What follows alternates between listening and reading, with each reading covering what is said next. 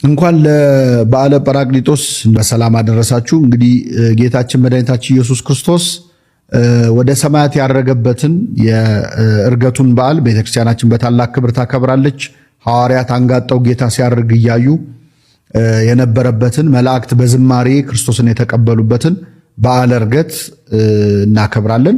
ከዛ ደግሞ በማስከተል ከ10 ቀናት በኋላ መንፈስ ቅዱስ የወረደበት ቅድስት ቤተክርስቲያን የተወለደችበትን የሐዲስ ኪዳኑን ደብረ ሲና ማለት ነው። እንግዲህ እስራኤል ከግብጽ ባርነት በወጡ በ50ኛው ቀን 10ቱ ትእዛዛት በድንጋይ ጽላት ላይ ተጽፎ ተሰጥቷቸው ነበር። በሐዲስ ኪዳን ደግሞ ከክርስቶስ ትንሣኤ በኋላ በ50ኛው ቀን በልባችን ጽላት ላይ ቃሉን የጻፈበት መንፈስ ቅዱስ የተገለጠበት ዕለት ነው። በዛኛው ዕለት ሙሴ 3000 ሰዎች እንዲሞቱ አድርጎ ነበረ። ጣዖት ያስመለኩ ሰዎች በመቅሰፍት ሞተው ነበረ።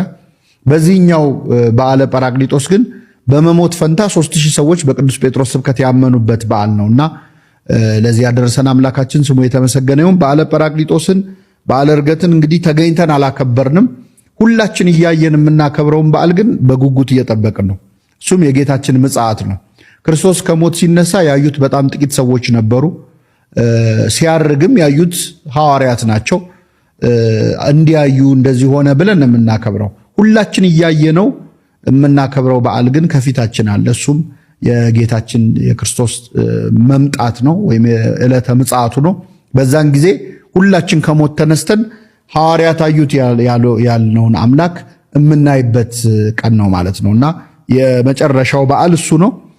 ያንን እንግዲህ እግዚአብሔር በደስታ በፍስሐ ቆመን ለማየት ለመዘመር ከኔ ሂዱ ሳይሆን ወደ እኔ ኑ የሚለውን ቃል ሰምተን የምናከብረው ያድርገን።